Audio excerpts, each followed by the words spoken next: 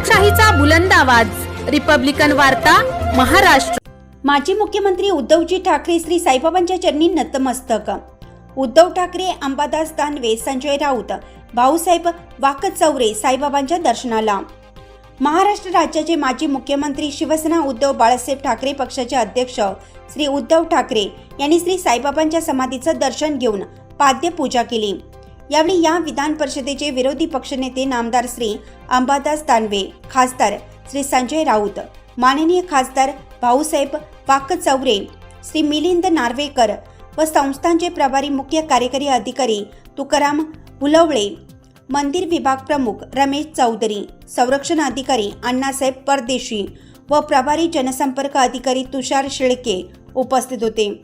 महाराष्ट्र राज्याचे माजी मुख्यमंत्री श्री उद्धवजी ठाकरे यांनी श्री साईबाबांच्या समाधीचं दर्शन व पाद्यपूजा केल्यानंतर त्यांचा सत्कार करताना साई संस्थांचे प्रमुख मुख्य कार्यकारी अधिकारी तुकाराम हुलवळे यांनी सत्कार केला। या प्रसंगी अधिकारी, पदाधिकारी व शिवसैनिक मोठ्या संख्येने उपस्थित होते।